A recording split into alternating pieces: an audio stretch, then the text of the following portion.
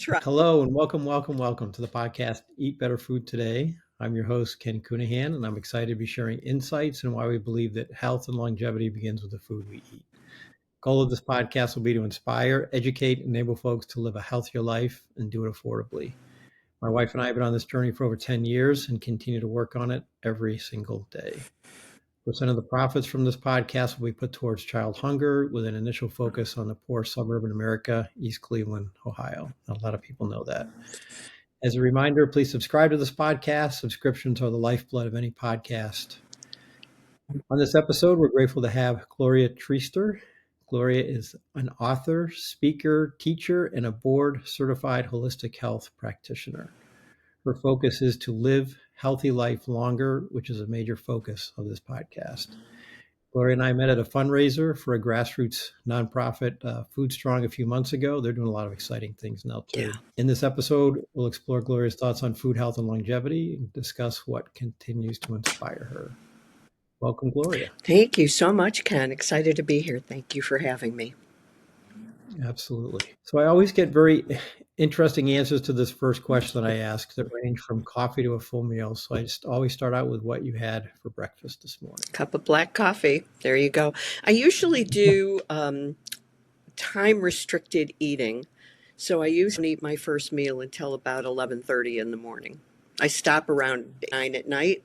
So I'm doing, some people call it intermittent fasting, and I call it time-restricted eating. Okay. Yeah, we stop eating about 7 o'clock at night, maybe 7:30, but I eat when I get back from the gym, which is a lot earlier than 11 o'clock. So. Oh, wow. Well, you probably need it after going to the gym, so that's good. So you're a board-certified holistic health practitioner. Correct. So can you kind of explain what that is for the audience? Yeah, I went through an interesting 4-year training program for holistic health. And essentially, over those 4 years, I gained competencies in a lot of different types of services or mindsets. For instance, I'm trained in cranial sacral work, I'm trained in aromatherapy, a lot of really interesting things.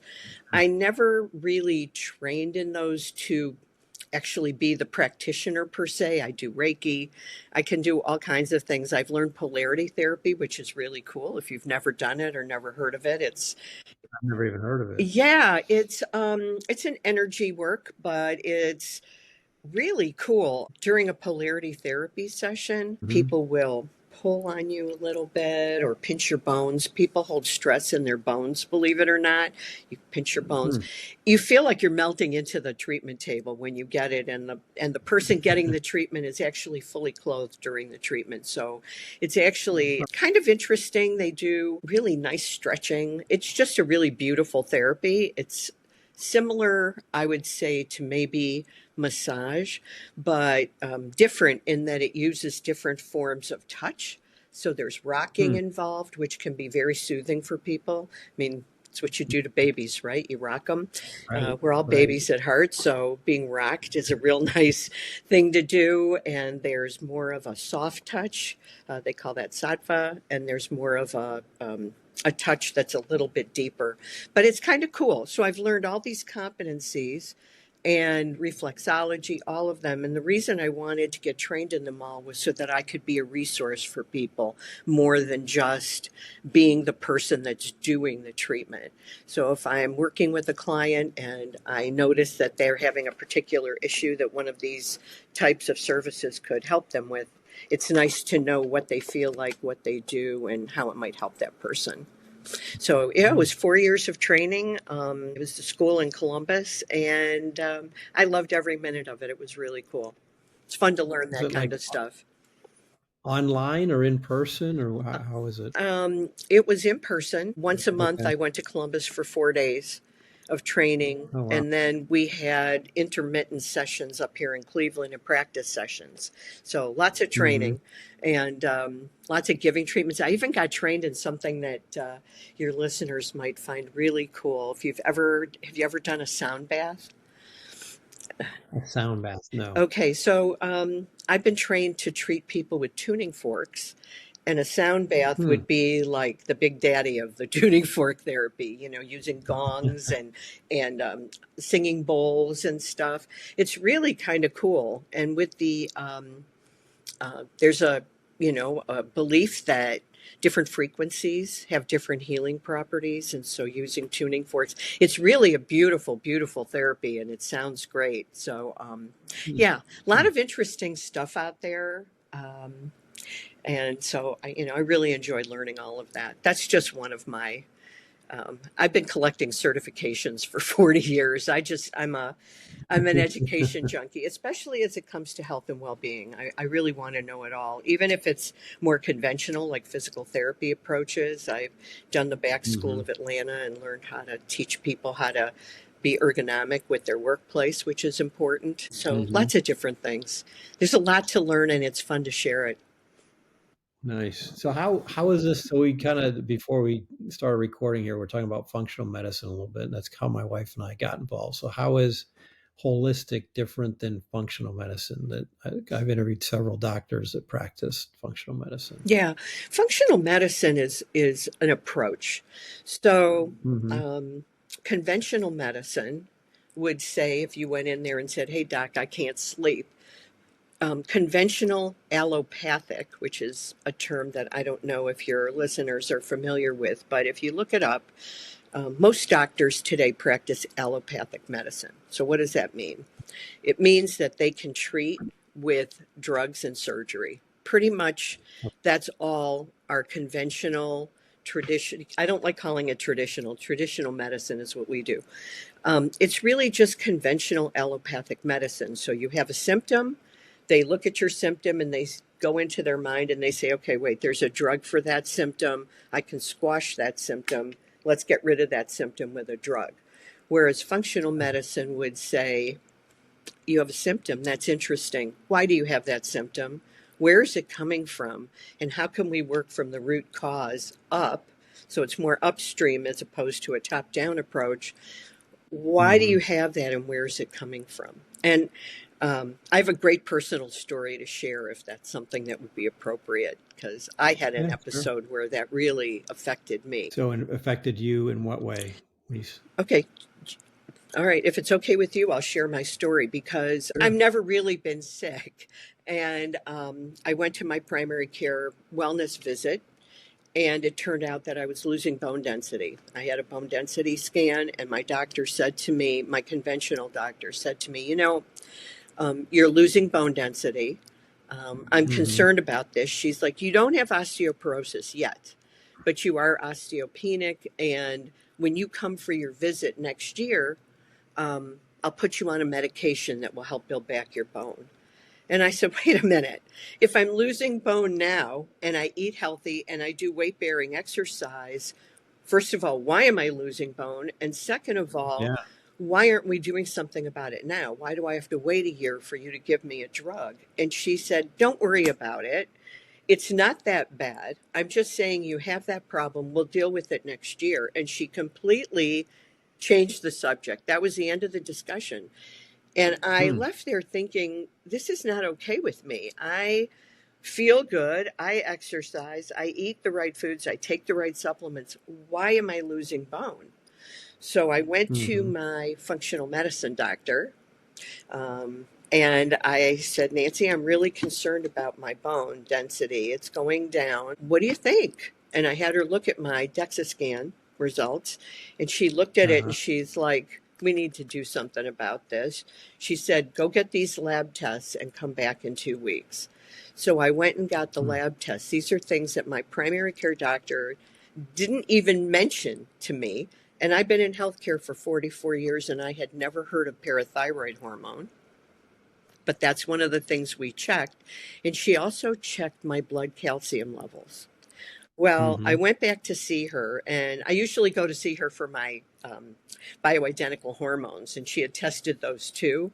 But literally, Kim, when I got there, she had papers all over her desk with all my lab tests on them, and she pushed everything aside and leaned forward and said, you need to take care of this right now. My Hmm. parathyroid hormone was off the chart. So, what does that mean? Your parathyroid is what dictates how your body handles calcium.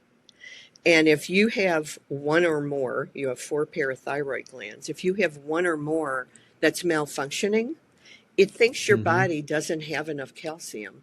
So it starts pulling it out of your bones and putting it into your blood. So my blood calcium levels were high. My parathyroid hormone was off the chart. She said, you need to take care of this right now. I won't even talk to you about anything else until you take care of this. You need to go see an endocrinologist, which I did. They tested it. Sure enough, I had a bad parathyroid gland. I had to have it removed, which was scary because I'd never been sick, but it was not a big deal. And in the operating room, the doctor who removed it tested my parathyroid hormone. 20 minutes after they took it out, it was normal. Now, I share that story because if I had waited a year, my body would have continued pulling calcium out of my bones. It could have caused me to have a heart attack or a stroke because it was taking the calcium and putting it into my arteries. So that can build up and gum up your arteries. So if I had waited a year, what would have happened? And so my message really to your listeners is learn how to be a better consumer of healthcare. Learn how to say, why do I have this?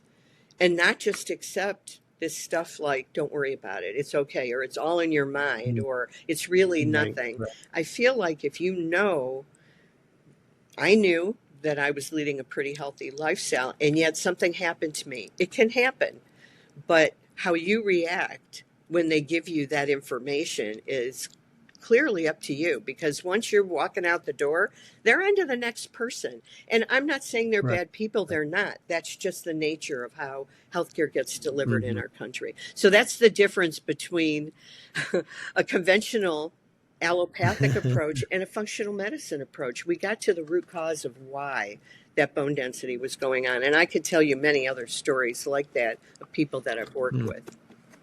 Wow. Yeah. Yeah. There's a lot.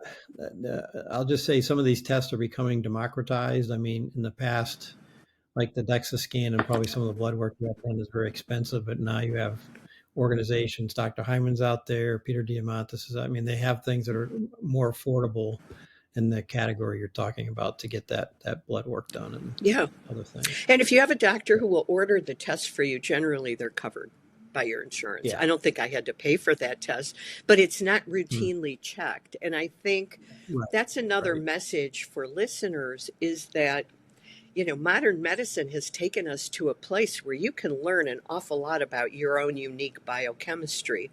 And in a functional medicine approach, one of the first things that you learn is that we're all biochemically unique. So if you can learn more about what's going on in your body, and it's based on how you live your life, but it's also based partially on your genetic makeup, it's based on your environment, it's based on your toxic load, it's based on your nutrition, which you talk about here. So it's really important to honor that and understand that just because something worked for your neighbor, your friend, your cousin, it doesn't necessarily mean that's the right choice for you. And it's important to learn how to best utilize that information for your own benefit so you can live a good life.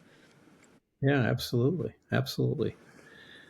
So you have a byline that says live healthy life longer. And people were living longer in this country, and now it's starting to go in the opposite direction. So the average lifespan, depending on a lot of factors, is like between 79 and 94 right now in the US, but it's declining again. So, and those that are living longer are not necessarily living healthier. So if you live to be 94, chances are most people were basically had some kind of ailment or sickness from the time they were maybe 84 to 90. So the last 10 years of their life were not healthy living. So what are your thoughts on that? And why do you have that byline and kind of how does that relate to living longer, I guess? Yeah, I think it's interesting. You brought up Mark Hyman before. He had a post on LinkedIn a couple weeks ago that I really loved. It said something like that heart attack you had at 50 started when you were 30. And I'm like, okay, so if that's the message and it's true, my new tagline, updating the one you just mentioned, is just be cool to your future self. When you make decisions every day, it's not just about how you're going to feel that day. Think in the long term, because while the lifespan, or what I like to call your health span, was getting longer in the past, A lot of that Right. was being infirmed. Just because you're alive but if you're not enjoying a good quality of that life, Right. is it really living? And so what I've learned and what I believe, and that's from meeting cool people like the people from the blue zones where people live healthy to over 100, and studying like what do they do that's different.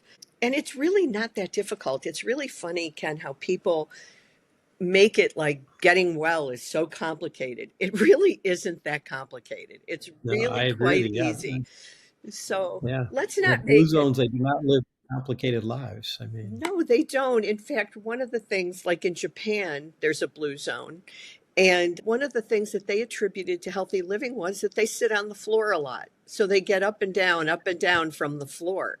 I mean, if you think hmm about, I think there was an article recently about how Americans are starting to get dead butt syndrome because they sit all day. And it's like, well, if you're sitting on the floor and you're getting up all day and down all day, you're not going to have dead butt syndrome. So we have to start right, thinking right. like, okay, we live busy lives, granted, and it's hard sometimes to find the time to do all the things that it takes to get and stay well and live that longer expanded health span, not just your Mm, lifespan, but how long are you right. actually going to be enjoying your life. And we have to kind of start thinking about that with the decisions we make. You make thousands of decisions every day, thousands, right? 30,000 I think was the number I heard. So when you're making those decisions for yourself, try to incorporate in there just some little things. Like if you don't have an hour to work out today, no big deal. Next time you're on the telephone, get up and walk while you're talking. You got cell phones, get up and walk. Mhm. When your coffee's brewing in the morning, do 20 push ups against the wall or do 20 squats. It all adds up, it all Mm, counts. And don't think just because you haven't worked out for an hour that you can't do something for yourself. right, right. No, very good point. A lot of people think I've talked to people that have said, "Well, it's genetic. My everybody in my family has a heart attack and dies at age 65. Pick a number." And it's not all genetic. It's based on what you do. I mean, that's part of it, but it's a small part. The bigger part is the environment, how you take care of yourself, eating, exercise, everything you've mentioned. I mean, so it's the fact that people just kind of, well, I'm just gonna die at 60. It's just the wrong attitude. I mean, It is the wrong attitude, and it doesn't. We've learned so much that we can apply that in our daily lives. And actually, you brought up a good point because fully 80% of your gene pool is modifiable through lifestyle.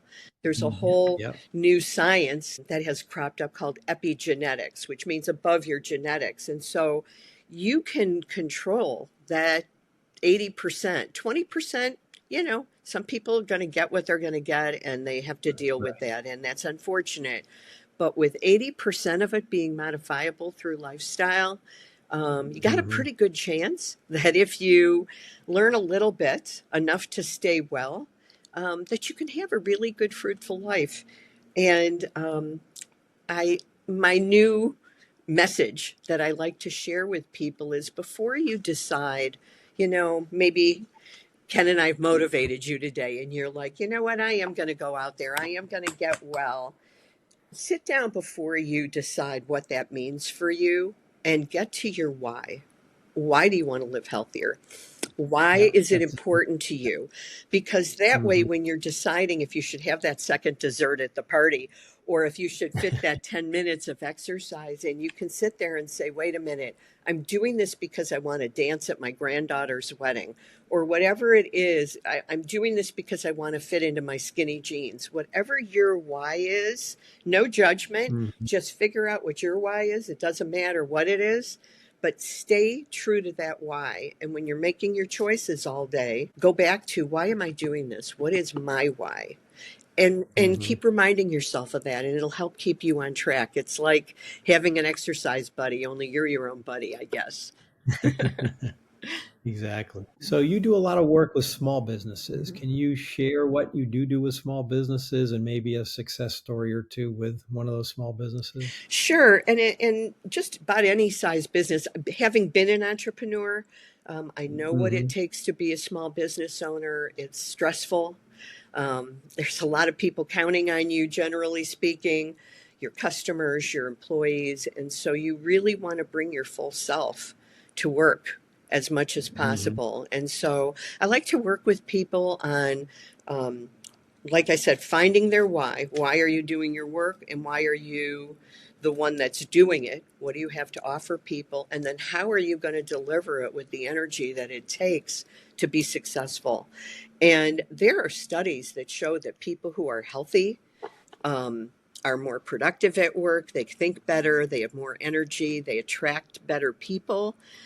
So I think Mm-hmm. as a strategy for small business owners, it's really good that part of your mission is to empower your people and also give them the space that they need to be healthier. Maybe at work, you encourage people to bring their own lunch, or maybe you share things. If you're working from home, you can maybe have people get together once a week online or something like that, and share success stories from the week of how well they did on certain things or what they were able to accomplish. But with small business people, it's just a matter of kind of being there to support them on a bunch of different Mm-hmm. levels. I'm a graduate of the Goldman Sachs Small Businesses, 10,000 Small Businesses program, which is a great Mm-hmm. program. And for any listeners who have a small business that you'd like to grow, that program is free. It's amazing. You get mentoring, and they will help you write a growth plan. And it's peer to peer learning, which is really cool. I think that's real healthy also, because we did things where we had to write our mission statement, for instance, and put it up on the wall in a room. And then everybody went around and read it and commented on it. So you're learning from other people and getting that feedback Mm-hmm. that we need so badly. But as it relates to health, there's lots of things that you can do to encourage that within your own organization and for yourself. Nice, nice. Yeah, So I see you're a U.S. ambassador for Global Wellness Day. What exactly is that? that's really cool. It's really cool. I'm a delegate for the Global Wellness Summit and a Okay. member of the Future of Wellness at Work initiative of the Global Wellness Institute, which are tied together. And every year, the Global Wellness Institute puts on an invitation only summit. Every year, it's in a different country. I just got back from going to the summit in St. Andrews, Scotland. And it's a closed event. They sold out this year, so it was about 500 people who come together and learn from each other from all over the world. And I was at a summit, and I met a guy from Austria who was carrying a bag that said Global Wellness Day. And I said, "What is that?" And he goes, "Wait a minute, you don't know about Global Wellness Day?" And I was like, "No, I really don't." And so he introduced me to this woman from Istanbul, Turkey, who started Global Wellness Day. I think it's Mm-hmm. now, don't quote me on this, it's at least in its 10th year, maybe a little longer. And each year on Global Wellness Day, which is the second Saturday in June every year, people all over the world hold wellness events. And if you're an ambassador, that's your job. So every year, I have been holding wellness events here in Cleveland alongside of people. I think last count was well over 160 countries at thousands of locations. And the whole Huh. idea is just to introduce people to some form of wellness. So in Cleveland, I was holding these fabulous events, and I was having a hard time to get people to come. And I was like, "What's going on here?" I come to find out that the second Saturday of June is also when Parade the Circle is put on by the Cleveland Museum of Art. And I thought, Yeah. okay, I can't compete with them. So I went to the art museum and I said, "Look, I can't beat you. Can I join you? Would you ever consider having a wellness component to Parade the Circle?" And they said, "Sure." So now every year in Cleveland, I hold my event where I think about 80,000 people come. And I've had a functional medicine doctor that I work with there, acupuncturists, all kinds of Hmm. healthcare professionals in my booth. And then we have jump ropers come, these high school jump rope teams, and they teach people how to jump rope.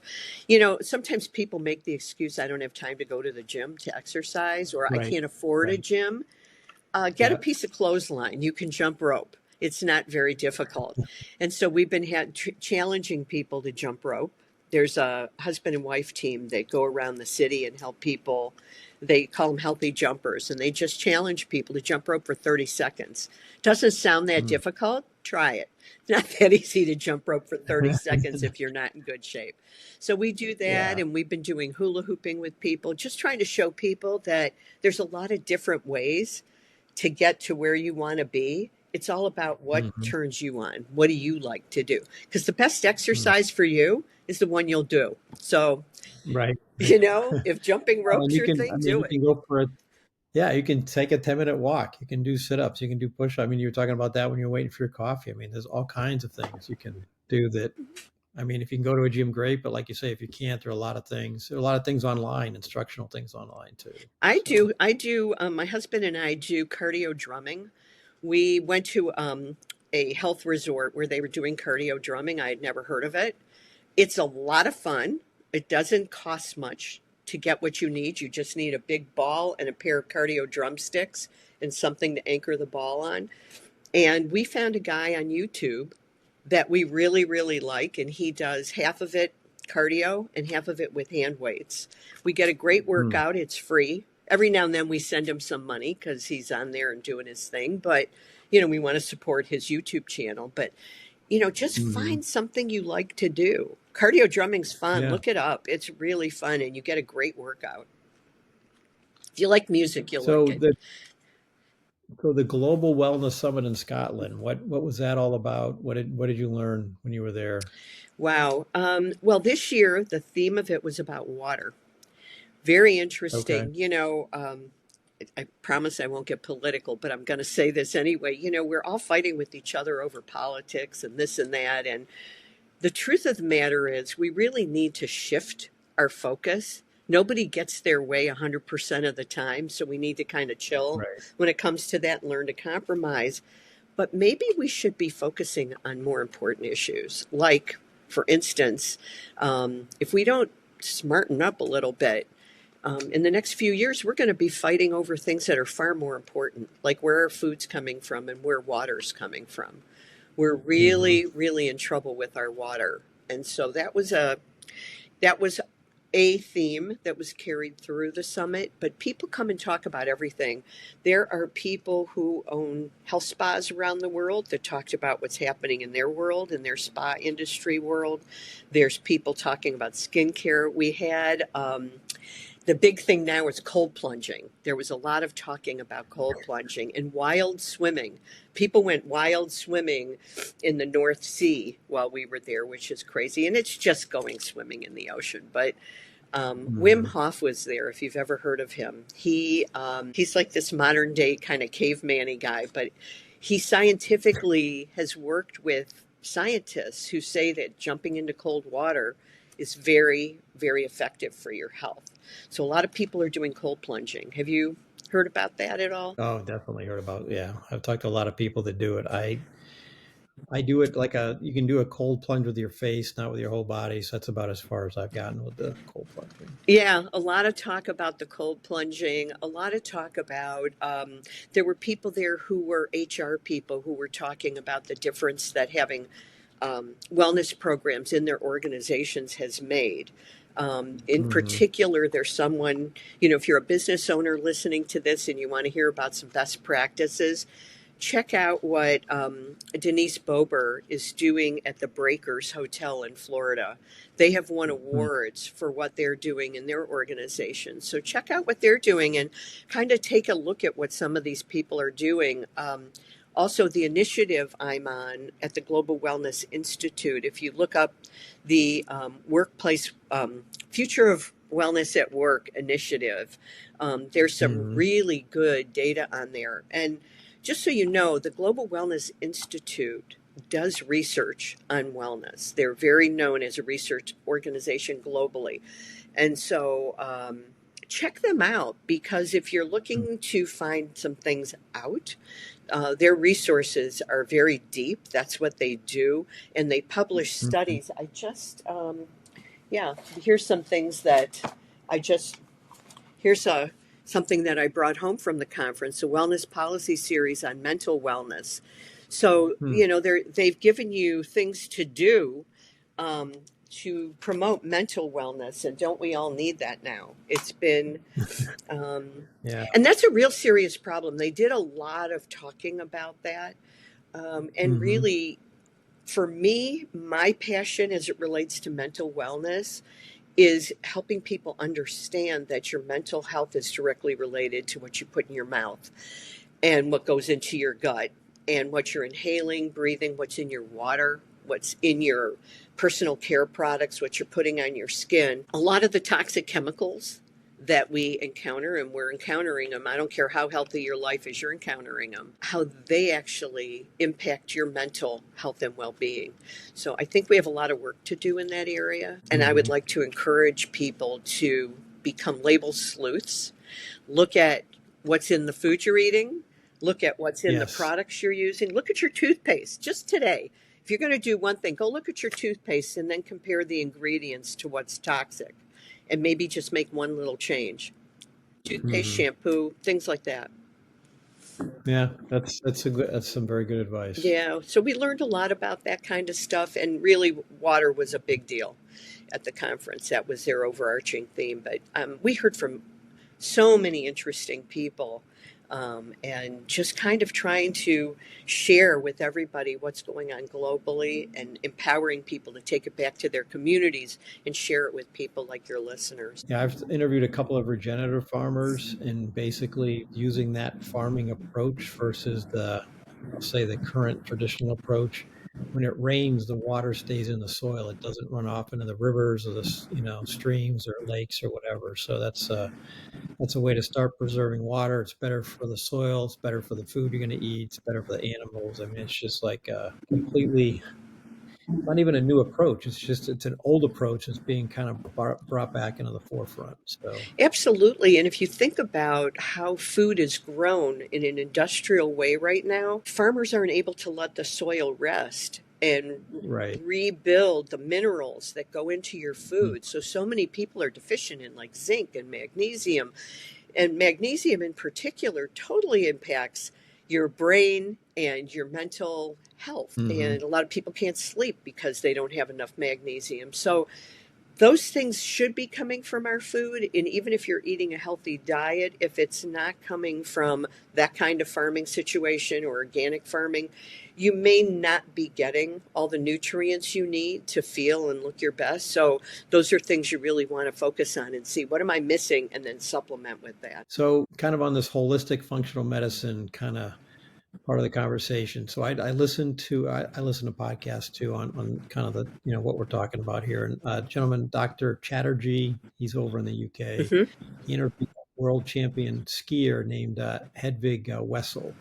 And it was a very well done conversation. But she uses something called the Ayurvedic health coach. And I've never heard of that kind of medicine before, but it's very similar to kind of what, it talks about balance in different areas. So the things we're talking about, diet, Hmm. exercise, about mental health, relationship. So she actually had a health coach who kind of helped her as she was getting ready for these ski events, Hmm. you know, throughout the last, whatever, 5 to 15 years here. So I'm just curious if you've heard of that or Hmm. have comments on that. Were you saying it is Ayurvedic? You said it better than I did. Ayurvedic. Yes. That's what the approach was that my school was based on, was Ayurvedic medicine. Uh, It okay. Ayurveda is like traditional Chinese medicine, but I think it's older Okay. and it comes from India. And it's based on the five elements: ether, air, fire, water, and earth. So let's say Hmm. you're real airy. Like this week, I can't make a decision. I don't know what's going on with me. I'm so scattered. I can't focus. In Ayurvedic medicine, they would tell you to eat something that's grown in the earth because you need grounding. Okay. So, like grains are considered air, and the earth would be things like potatoes or carrots or tubers and things that are grown in the earth. So, a lot of it's based on what you Mm. need at that moment and eating a diet that kind of complements what your body's looking for. And yeah, so it's like traditional Hmm. Chinese medicine, but from a Indian perspective. Yeah, Okay. it's really kind of fun. Yeah, I had never heard of it before, and obviously, this person, if you win a world championship, you're doing something right. So You're doing something really right. good. Yeah. So if you're real fiery, if you're a person that's always like angry and stuff like that, you might want to eat something grounding, or you might want to, emotions or water. And so they kind of go based on those principles. In Chinese Mm-hmm. medicine, they have the five elements, but they're slightly different. I think metal is one of the elements in wood, but here it's ether, air, fire, water, and earth. Gotcha. Yeah. So what you've been in this kind of topic area, as you mentioned, for a while. So what motivated you to open your company, Wellness Evolution? So I got into healthcare in 1980 as a quirk of fate. Okay. It was not what I had planned on doing. You know, one of those stories where I had bought a franchise of photographic art galleries. I really wanted to do that. That was my path, I thought. And then there was a death in my husband's family. His mother passed away, and their business was physical therapy. And I Mm. was asked by the family to take over that business, to wind it down, and just kind of put my photographic art gallery on hold. I was at a stage where I could do that. And so I did. Mm-hmm. And 1980 was an interesting time for physical therapy. They had been merely technicians following out a doctor's order, put a hot pack here, do some ultrasound here. And all of a sudden, there were people like this guy, John Barnes, who was doing cranial sacral work and working with energy fields. And there was Cybex Corporation that came out with this really cool exercise equipment and testing equipment. And I kind of got sucked in. I was like, this sounds interesting. So I started going to courses and learning what I could, and just really got into physical therapy, but couldn't understand why you had to wait until you were broken and then try to fix it. Why weren't we using physical therapy to get people ready for surgery? Why are you Yeah. learning Yeah. how to walk on crutches after your knee surgery when you're in pain? Why weren't you brought Mm. into the office, maybe strengthened the muscles around it to support you better, maybe put you on a healthy diet so when you heal from your surgery, you have the nutrients your body needs, because it needs extra stuff Mm-hmm. to heal you. And why weren't we getting people in to do that? And I started asking people, and nobody could give me an answer. And I got really upset with that. So I started bringing those services into my physical therapy company. I brought a nutritionist in. I brought a nurse in that could do testing and talk to people about what they were eating. And so we started doing that. In 1997, I wound up having an opportunity to sell to a corporate company, publicly traded company, which I did, and worked for them for 6 years. And I got to see how healthcare was delivered at a corporate level. And I really Mm-hmm. didn't like what I saw. It really offended my senses. I was like, wait a minute, they took the care out of healthcare. Where'd it go? And so I got really upset. And so I started talking to people about wellness. I was like, I would go to doctors and try to get them to refer patients to my physical therapy company, to them, to the buyers. And then I'd say, okay, we're done with physical therapy. Tell me, what do you think about prevention? What do you think about integrative health? What do you think about nutrition? And these doctors were like, yeah, I don't know anything about that. I don't want to talk about that. And I was like, wait a minute, we have to talk about that. It's important. So I wrote a Right. business plan for Wellness Evolution in 2002, and I shopped it around. I showed it to people because I needed financing to open a wellness center back then. And people said to me, this is a really beautiful, well written business plan. Nobody's going to pay for wellness. You're out of your mind. How are you going to compete with the Cleveland Clinic? As of the Global Wellness Summit, I believe it's now an $8 trillion business.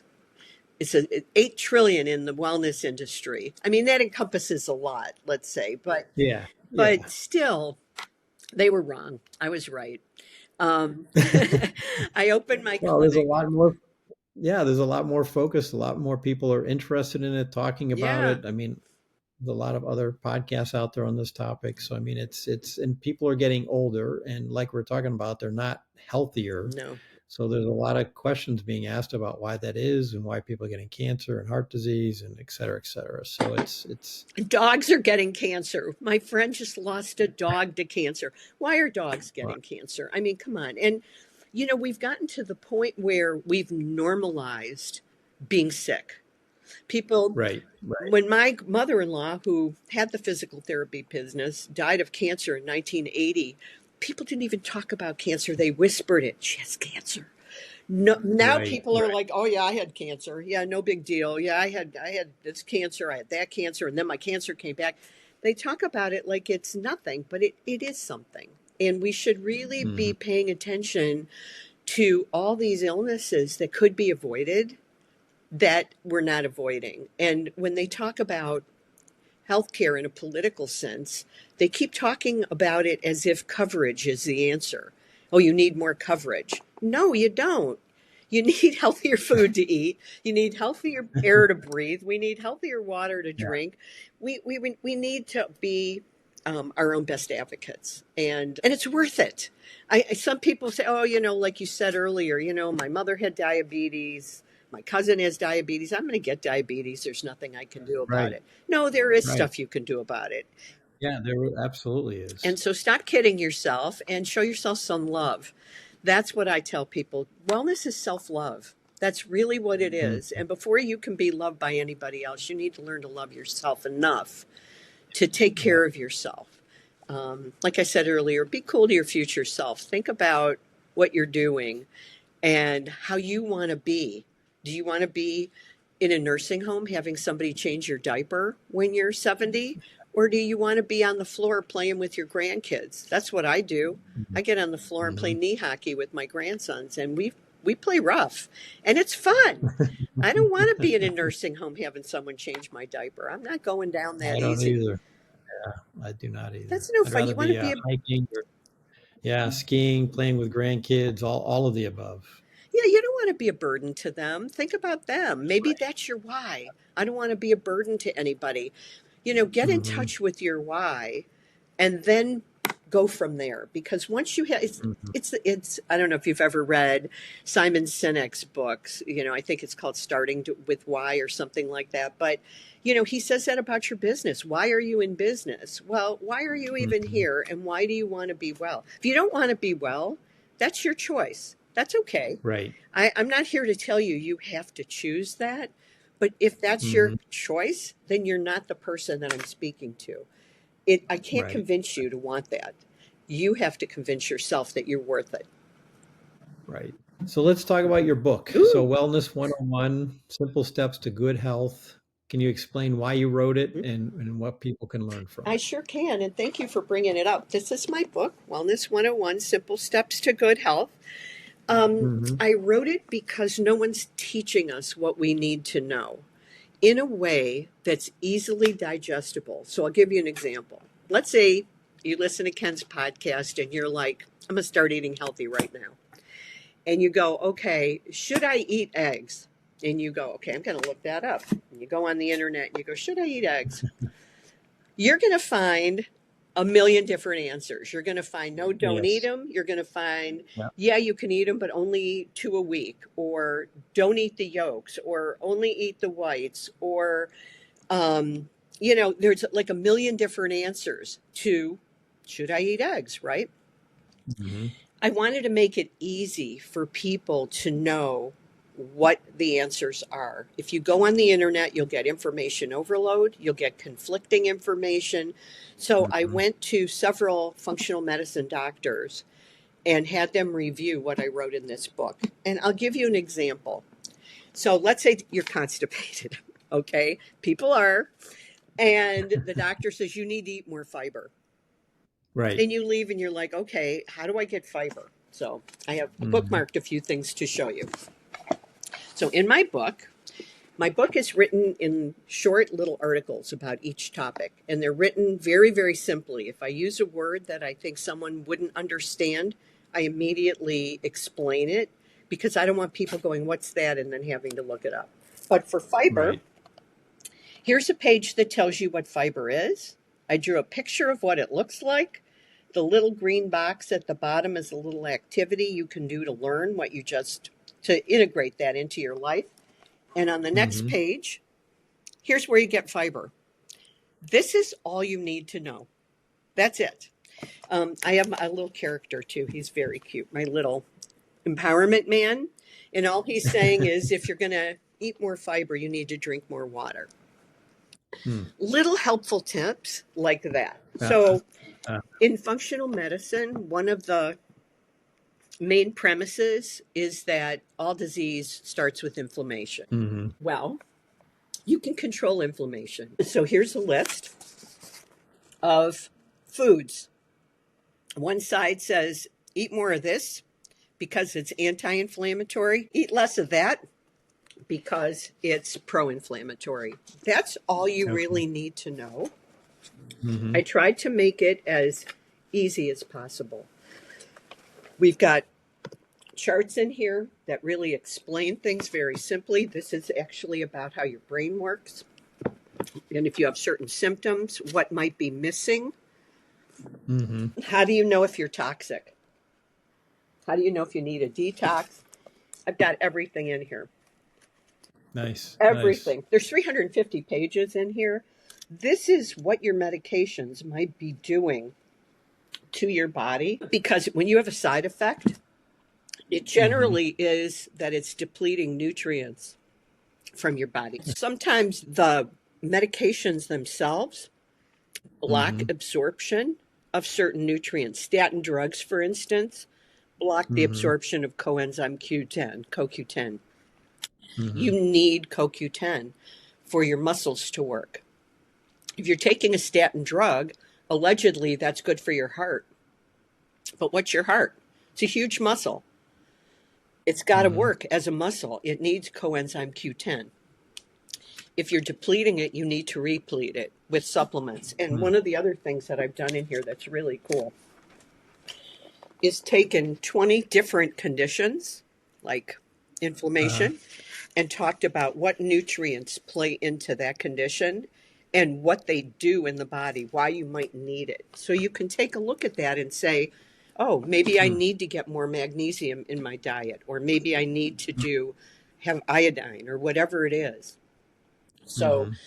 basically, the reason I wrote the book was to simplify things. It's indexed, so you can look at that and find anything you're looking for. I know you can get it on Amazon Hmm. because I did look before we talked, so it's available there, and I know you're trying to get it into some other outlets too. It's on Amazon. It's in Barnes and Noble, but you have to order it. Mhm. But thank you for mentioning it. It's been a labor of love. By the way, if your listeners do go on and look at the book, read Mhm. the read the reviews. I had you mentioned functional medicine. Dr. Jeffrey Bland is the Mhm. father of functional medicine. Mhm. He said, "I love your book." So Oh, nice. I've Nice. gotten, he wrote me a beautiful review. It is on Amazon. You can read it. Susie Ellis, who's the founder and CEO of the Global Wellness Institute, reviewed it. And Dr. Richard Carmona, who was the 17th Surgeon General of the United States and now is the medical director at Canyon Ranch, also reviewed it. They loved my book Hmm. because it provides something that doesn't exist. You know, Right. when doctors come and talk to people about wellness, they generally start Mhm. up here. It's either about weight loss or it's about diabetes or it's about depression. This book starts down here. This is for people who really want to understand the basics. If you Mhm. read this book, you would not have to go any further. This will help you live a healthy, long life. Great. So let's tie that into you put an article out last week about healthy snacks, Yes. and you said and it says and you asked the question, are they fooling you? Can you kind of talk more about that article? What the genesis behind that was? Yeah, thanks for mentioning that. I write an article every week about health, and I try to make them Mhm. simple. I make sure that they're under 5 minutes to read, and I try to write on topics that are useful to people every day. And so that article was about, are your snacks fueling you or fooling you? And there's so many things that we're not paying attention to. Sometimes we get a protein bar, and really all it is a candy bar with protein thrown in it. So you've got to look at what's really in that snack that I'm eating. Does it have dye in it, for instance? Food dyes Mhm. are a real problem, and they cause, if you have a family member or you know someone that has a family member that's severely ADD or ADHD, those food dyes are causing a lot of those problems. Maybe just by eliminating the dyes, you can Mm-hmm. um, help a kid that's maybe even on the spectrum. There's so many things that play into that. And so reading the labels, knowing what you're getting in my article, and I'd be happy to send it to any listeners that want to email me. Plus, they're all on my website. They're all on wellnessevolution.com.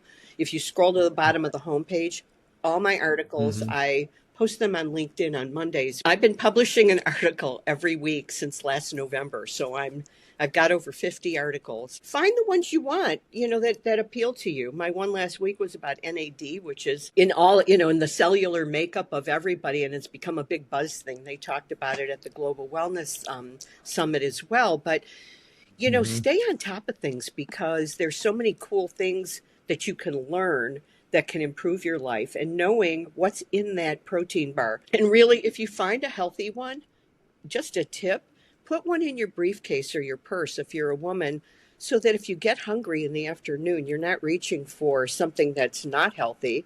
Get yourself a nice organic protein bar. And in my article, I explain how much sugar you should tolerate in those, how much protein you would want in a protein bar, how much fiber should be in there. And I give you the functional medicine guidelines. And if you don't mind me saying this, I just want to branch off from that real quick. Functional Uh-huh. medicine has a different set of guidelines than conventional medicine. So when you're looking at your lab tests, for instance, what might seem normal to a conventional doctor might not seem normal on a functional medicine scale. So for instance, if I'm getting my hormones tested and I go to my conventional doctor, they may say to me, "Oh, you're fine, you're within range." Well, who am I in range for? Am I in range for someone my age? I'm 73. Is that who I want to be in range with, or do I want to be in the range of someone who's healthy and 35 years old?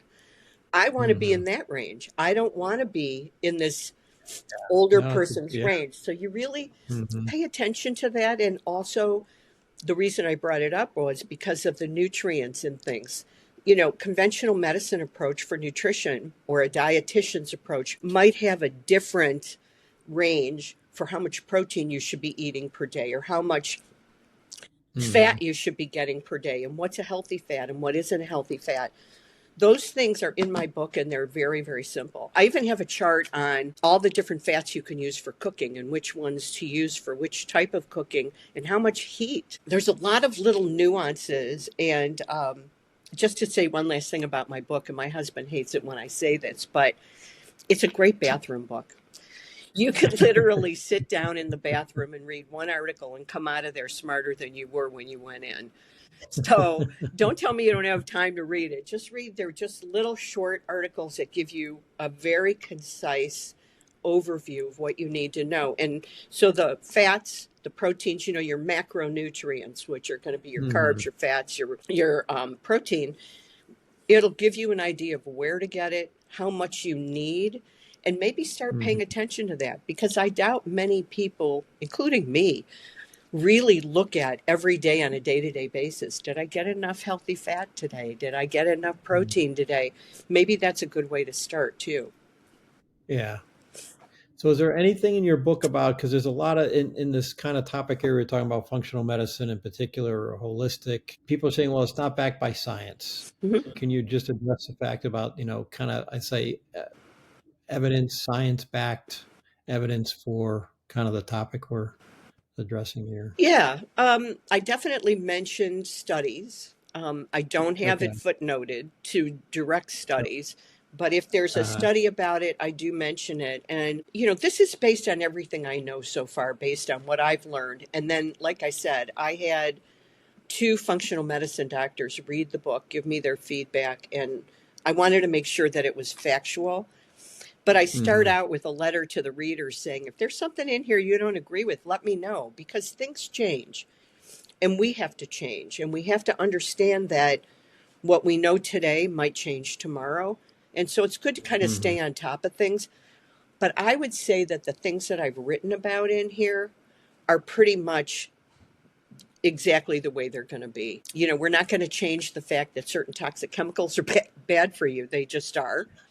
We're not going to change the fact that you need protein, you need carbs, you need healthy fats. And, another thing about how we work is that our bodies are a system. And I think that's another differentiating point between conventional medicine and functional medicine. Because when you're in a conventional medicine approach and you have a heart problem, for instance, and they send you to a cardiologist, you're no longer a whole person. Your heart.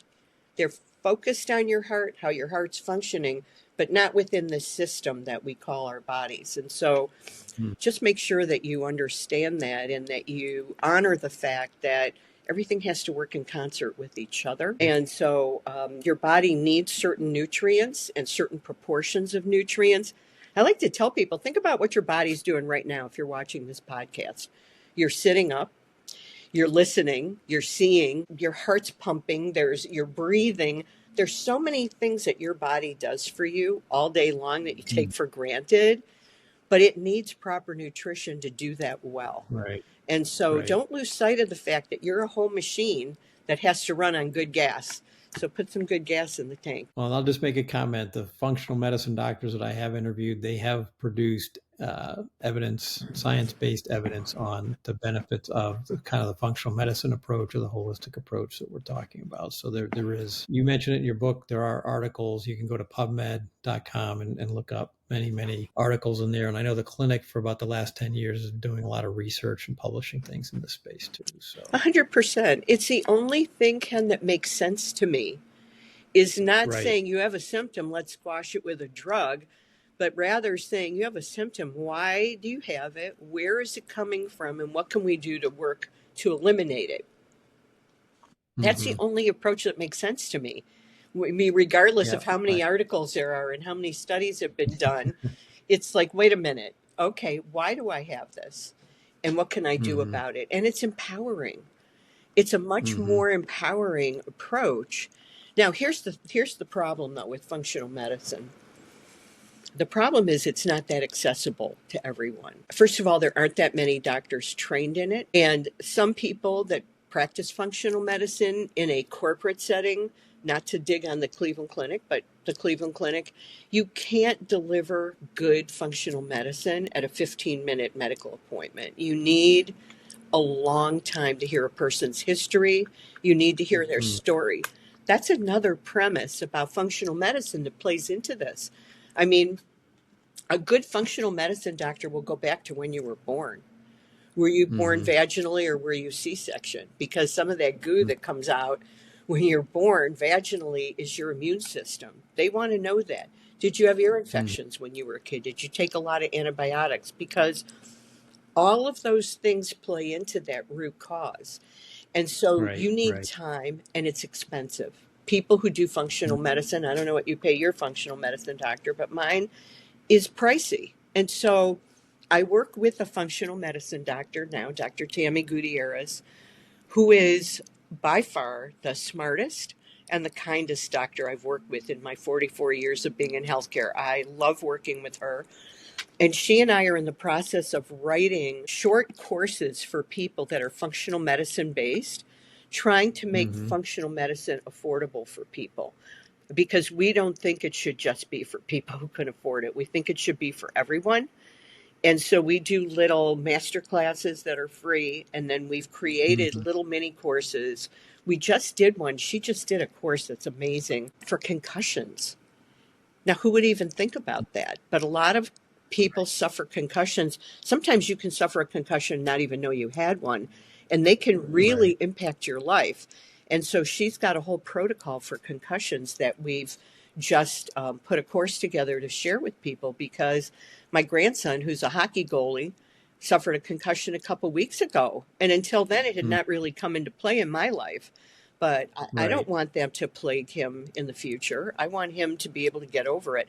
A lot of times with concussions, they'll tell someone who's had one, including, NFL players, go sit on the bench until you can think clearly, and then we'll put you back in the game. It's not a good strategy. And that's just one aspect. But we've done things for adrenals, for stress, for cardiovascular, for weight loss. And so we've created these little mini courses. And hopefully at the first of the year, you'll hear a lot more about it. We're launching them, but Okay. like I said, we're trying to make it affordable and accessible and understandable as well. Yeah. Well, I think it depends on your insurance. I mean, my insurance has always covered about 80% of the cost. So at least Really? that's, yeah. So for as long as I've been going there. So That's wonderful. yeah. Yeah, I'm happy to hear that. I mentioned at the beginning of the conversation about this, East Cleveland, poor suburbs. So we're working on creating a new center there that we just had our first class there in partnership with University Hospitals actually last Friday. And we're working with Exciting. Case Western, yeah, Reserve University Medical School, their nutrition department, and actually the Cleveland Clinic as well on doing programming next year in that center. I know you and I both have a good friend, Chef Brandon Krotowski, and he trains a lot of former inmates in the culinary and hospitality field. And I know you do work with him. So I wanted to, because I think he's doing tremendous work in Cleveland and around the country in that area. So I just wanted to understand because I know you work with him, what you're doing for Brandon and his classes. I absolutely am in love with Brandon Krostowski. He is someone that we should all aspire to be. Yeah. I found him because I was reading articles about him going to Ukraine and feeding people. He went to Israel last year and was feeding people. He did this whole thing with taking people who were formerly incarcerated and teaching them a skill that can carry them through life so they can get a job working in the food Yeah. industry. And lately I Yeah. heard also that he is doing the same for homeless people. They're in his school. So I Mm. reached out to him and just said, tell me what I can do to support you because you're doing such great stuff. And, I'm here. I want to do whatever I can to help you. And so I go in. He has a leadership academy that he puts these people through. It's not like he's taking people and just using them to work in his restaurants. It goes so far deeper than that. He puts them through a leadership academy and teaches them how to function well in society. So he's doing a really big service, not only for the people that he's helping, but for the communities, because those people might Mhm. be out in the community and have no other choice but to commit another crime to get food or shelter or whatever they need. And then on top of that, he's providing a whole workforce for an industry. So That needs it. Yeah. that really needs it. And I so Yeah. appreciate him. And so I'm teaching wellness to his students in his leadership academy. And it brings me to kind of what you were just talking about, bringing wellness information and helping people in communities that are food deserts that maybe don't have what they need. Mm. They don't have the Mhm. resources. And, Food Strong is just really doing some incredible things with that. And Yeah. um, Yeah. with Brandon, I learned something because I was teaching his class and I was talking about eating organic food, which is something I would tell anybody. And some Mhm. guy in the back of the room raises his hand, and I'm like, yes. And he says, lady, there isn't even a grocery store where I live. How am I supposed to get organic food? And it really sensitized me to Mhm. the plight that some people have with this. And so I so appreciate what Brandon's doing and also what Sarah Continenza and Food Strong and what you're doing with Mhm. them are doing to teach people to grow their own food and to even Mhm. recognize food. Some of the kids that go to school don't know the difference, between a squash and a sweet potato. I don't know. But, they haven't really had access to fresh fruits and vegetables where they live. Correct. One of the things Correct. I did for Brandon's class as a result of that comment, seriously, I went home Mhm. that day. I really thought about it. I thought, boy, you really missed the boat on that one. And so I went home and wrote an article about how to eat healthy at the gas station or 7-Eleven because that's what they have in Oh, their okay. neighborhood. So I That's gave good. them Yeah. some ideas of, rather than eat this, you could eat this, like a bag of nuts instead of a bag of chips, for instance. Mhm. So, giving them some ideas about how you can eat healthy if you don't have a grocery store, because I had not thought about that. And so shame on Yeah. me. And it really made me understand other people better, which I think is so important. We all need to walk in other people's shoes for a day and kind of see what it feels like. Absolutely. And part of what we're going to do at this center, I mean, is a lot of education. I mean, teaching about nutrition, teaching about food to eat. That's a good idea about the kind of the gas stations, what you can eat there. I had a doctor on a couple of weeks ago. He talked about how to get a healthy meal at Taco Bell. If you're in a rush, there's certain ways you can order the food there to eat healthier. So, I mean, there are ways even in those neighborhoods to start doing things, but I think it is education, because in those neighborhoods too, they don't, like you said, they don't know what different vegetables or fruits, don't know what to do with it. They're just not familiar with it. So they, need some education just on what they should be eating and, what it looks like before it goes into a bag in a grocery store, et cetera. So anyways, we're trying to do all those things in this center. So hopefully, last Friday was the start of a lot of successful I'm sessions. so excited about that. And my husband and I both volunteer for the organization and really support it as much as we can. In fact, my husband's on his way there in about 10 minutes to go to one of the high schools where he helps with the classes that Food Strong Oh, teaches. nice, Yeah, nice. yeah. So they needed some male perspective there for some of these kids. And so he goes and just helps out. And they started a garden there. They planted that garden last year, and this year they ate food from it. So Yeah, it's yeah, super cool. And people who don't have money for healthy food, think about growing your own food. You can do it. right, You exactly. can do it. Yeah. It's not that hard. It'd be fun. Great family project, too. Can you imagine how Hmm. fun it would be to Hmm. harvest your own food with your family? It's really good. So what are your thoughts on encouraging more people to cook meals just in general at home? Because it's people, and I'm going to ask you about a recipe here in a Yeah. second, but I mean, if you go through a drive-through, it's not inexpensive today for a family of four. It's $25 to $30. You got to wait in line. You got to wait for the food. You got to drive. I mean, it's at least 30 minutes, if not longer. So it's not like if you cook a meal at home, it's going to take 5 hours. And you go through a drive-through, it's going to take an hour. I mean, you can do things in a half hour at home, Yep. and it's better for you, tastes better, the house smells great. So I mean, there's a lot of. So, anyways, what are your thoughts And you on can that? I put some guess. love in it, too. So in my book, Yes. I have 5 easy steps to healthy eating, Okay. and it Uh huh. really takes people through one page for each step how Uh huh. to get started with cooking. What do you need? Oh, How do nice. you Nice. decide what to get? What kind of food should you get? And then how do you form habits for that? And I've given people tips too because if you start cooking your own food, maybe you would Mm-hmm. cook instead of one batch, make three and freeze it. Mm-hmm. One of the things that I love to make is a recipe I have for vegetarian chili, and I usually Mm-hmm. will make 3 times the amount and freeze it. So then it's easier than fast food. You go to work in the morning before you leave, you take out that container of chili. Maybe you pick up a little salad on the way home, some fresh lettuce, and you can have a really good meal and healthy meal. And I'm able to control what goes into that chili. So Right. I've got red Right. peppers that go in there and onions. I can buy those organically and put those in there. If you can't afford organic food, you live in an area where it's not that accessible, you can also go Mm-hmm. on to, you can look it up in my book, but you can also go on to the Environmental Working Group and look at the Clean 15 and the Dirty Dozen.